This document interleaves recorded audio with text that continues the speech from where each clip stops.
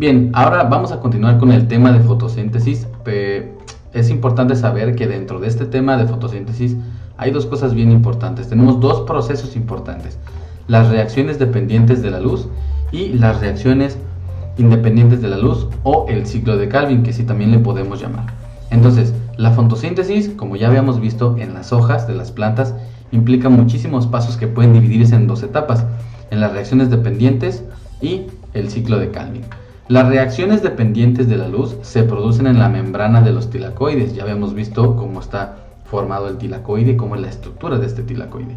Y necesitan un suministro continuo de energía luminosa. Por eso las hojas tienen que estar en contacto, a veces directo o indirecto, pero tienen que tener contacto con la luz para poder obtener esa energía. La clorofila absorbe esta energía luminosa y se convierte en energía química mediante la formación de dos compuestos importantes, que son el ATP, el adenina trifosfato, y el NADPH, que es nicotidamina adenina dinucleótido.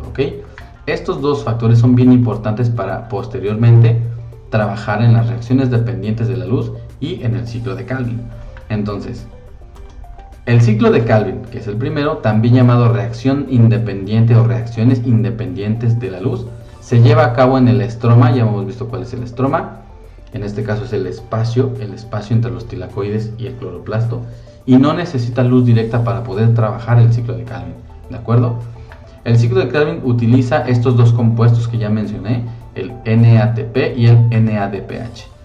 Esto viene de las reacciones dependientes de la luz, que nos sirven para fijar el dióxido de carbono que la planta captó en el ambiente o en suelo, bueno, en este caso el dióxido de carbono del ambiente, y producir azúcares de 3 carbonos. Estos azúcares de 3 carbonos le vamos a llamar moléculas de gliceraldehído 3-fosfato, que son moléculas de G3P. Estos se unen para formar glucosa a través de un proceso, ¿de acuerdo? Ahorita vamos a explicar a grosso modo cómo es este proceso y en qué parte y en qué sección se unen estas moléculas de gliceraldehído 3-fosfato, que son las G3P, para poder unir esas moléculas de glucosa.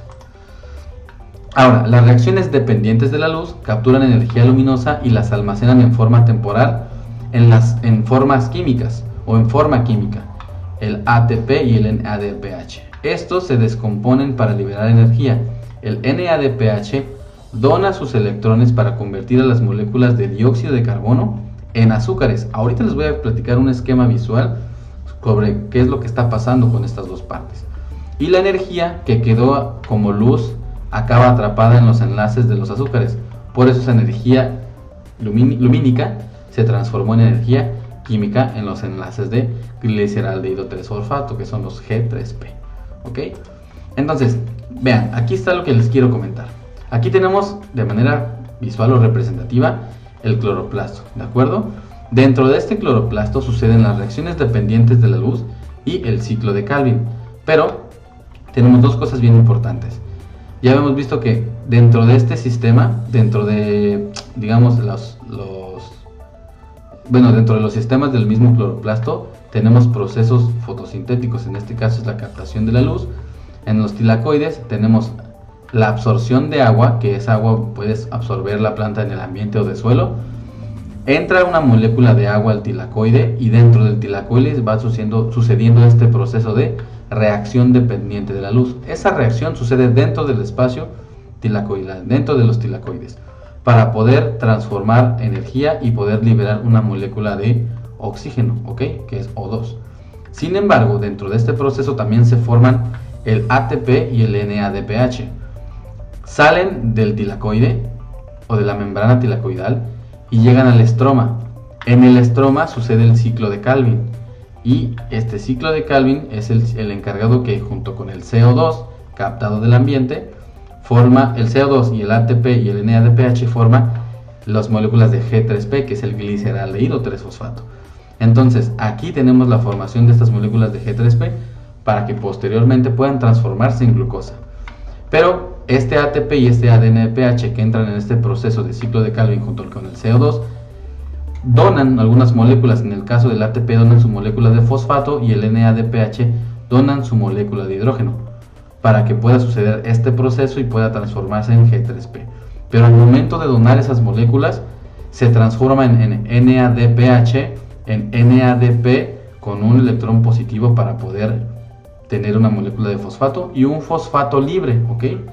Que estos en esta forma vuelven a entrar al tilacoide pasan por la membrana tilacoidal, entran al tilacoide y dentro vuelve a pasar la reacción dependiente de la luz que junto con agua forman el oxígeno y se libera o sale del tilacoide el ATP más el NADPH, ¿de acuerdo?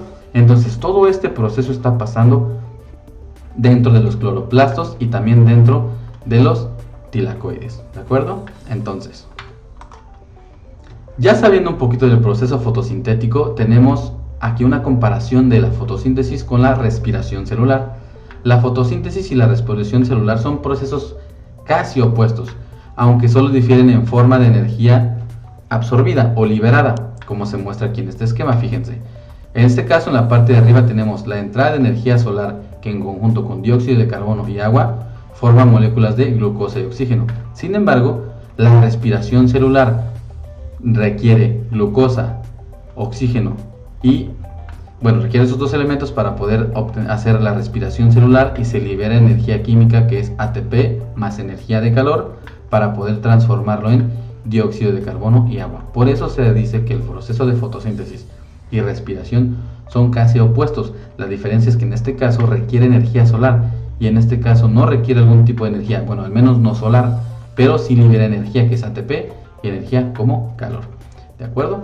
Y para finalizar les quiero mostrar este meme sobre la diferencia entre fotosíntesis en la primaria y fotosíntesis en la universidad, que realmente la fotosíntesis es un proceso muy complejo de las plantas y pareciera que es sencillo, pero es sencillo, claro, hay que estudiarlo, hay que aprenderlo, pero sin embargo, sí es sencillo, pero hay que agarrarle el lado bueno a este proceso fotosintético, ¿de acuerdo?